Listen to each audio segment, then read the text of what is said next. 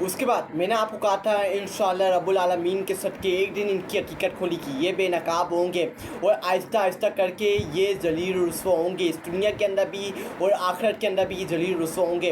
अब आप देखें नून लीग का एक उम्मीदवार जिससे ये मान लिया कि इमरान अहमद खान न्याजी हमारे हल्के से जीता था और फॉर्म 47 की फॉर्म बना के हमें जितवाया क्या था। जब मैंने देखा ये नून लीग के बंदे की नून लीग का MNA जो टिकट होल्डर है मैं उसके बयान लफ्ज़ कर रहा हूँ, बयान बता रहा हूँ। वो कहता है कि जब मैंने देखा कि मेरे घर के अंदर से लोग, मेरी माएँ बहनें, मेरे मासूम बच्चे, नौजवान निकल के इमरान अहमद खान न्याजी के ऊपर तंपा लगा रहे हैं, उसके लिए हक के अंदर वोट दे रहे हैं, उसके साथ खड़े हैं, तो फिर मेरा इलेक्शन में लड़ने का कोई फ़ायदा नहीं था क्योंकि मेरी एक गैरमंद कौम को सौरा के ये क्या कहता है नून लीग का ये टिकट होल्डर।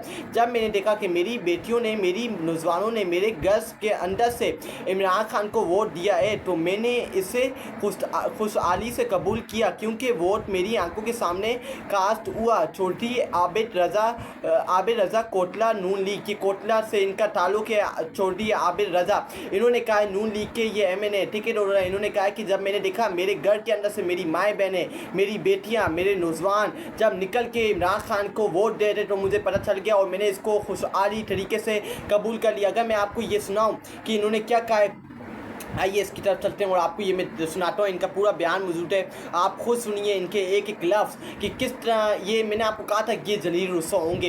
इंशाअल्लाह रब्बुल आलमीन के सदके ये बेनकाब होंगे और आहिस्ता आहिस्ता करके अब ये जलील रुस्वा हो रहे हैं। इनकी असलियत पूरी दुनिया के सामने खोलेगी, ये किसी को मुँह दिखाने के लायक नहीं होंगे। आइए हम इस वीडियो की तरफ चलते हैं।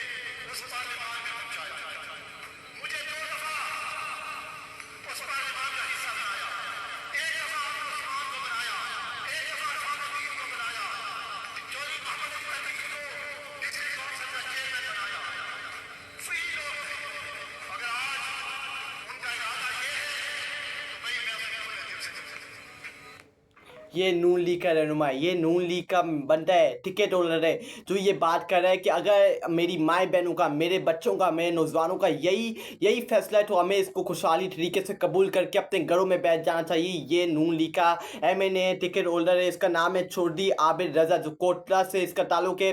कोटला से इससे इलेक्शन लड़ रहा है और कोटला की आवाम को बता रहा है कि मैंने जब देखा कि यही आवाम थी जिसने 2 मरतबा मुझे MNA MPA मुझे जितवाया, मुझे पार्लियामेंट तक लेके गए, लेकिन अब जब मैंने 2024 के इलेक्शन 8 फरवरी को देखा कि यही लोग थे, यही आवाम थी, इन्होंने इमरान खान को निकल के वोट दिया, इमरान खान के साथ खड़े हुए तो फिर मैंने इसको खुशहाली से कबूल किया। अब इनकी असल औकात, असल वैल्यू पूरी दुनिया को पता चलेगी। उसके बाद मौलाना तारिक जमील, मैंने आपको बात की थी कि मौलाना तारिक जमील के साथ ही क्या कर रहे हैं। मौलाना तारिक जमील को एक तबलीगी मनसूरा के अंदर तबलीगी जमात थी,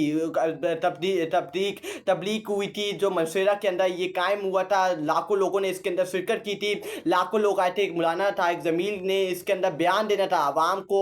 मौलाना तारिक जमील वो बंदा है, वो इस्लामिक स्कॉलर जिससे अपनी पूरी ज़िंदगी इस्लाम के नाम लगा दी, अपने अल्लाह के दीन के रास्ते पे लगा दी, लेकिन इन यजीदों, इन फ़िरौनों ने मौलाना तारिक जमील को रोकने की अड्डे पार कर दी। मौलाना तारिक जमील का कसूर ये था कि उसने इमरान अहमद खान न्याजी को खुलेआम कहा था कि इमरान अहमद खान न्याजी एक खुद मुख्तार लीडर है। इमरान अहमद खान न्याजी एक ऐसा लीडर है जो अपने मुल्क को एक गैरतमंद कौम बनाना चाहता है, अपने मुल्क के लिए वो मोहब्बत करता है, अपने मुल्क से, पाकिस्तानियों से वो प्यार करता है। इमरान खान बाकी लोगों की तरह करप्ट या यजीद या फ़िरौन नहीं है। इमरान खान एक खुदमुख्तार लीडर है। इन मौलाना तारिक ज़मील का सिर्फ ये कसूर था, अगर आप मौलाना तारिक ज़मील इस फॉर्म 47 की हुकूमत की तारीफ कर दे तो 1 मिनट नहीं लगेगा, ये मौलाना तारिक ज़मील को अपने सरों के ऊपर बिठाएंगे। लेकिन मौलाना तारिक ज़मील के दिल के अंदर कुरान पाक के वो राय अक पे खड़े हुए, राय अक पे खड़े होने की उनको सजा दी जा रही हो। जो इस मुल्क के अंदर, इस कंट्री के अंदर, पाकिस्तान के अंदर राय अक पे खड़ा होगा उसको ये सजा देंगे, उसको ये दवार के साथ लगाने की कोशिश करेंगे। अब आपको मैं मौलाना तारिक ज़मील का ये बयान सुनाता हूँ, तबलीगी जमात के उनको रोकने के बाद जो उन्होंने बयान जारी किए, क्या वो कहते हैं, आइए उसकी तरफ चलते हैं। आप उनका बयान खुद ही अपने कानों से सुनिए।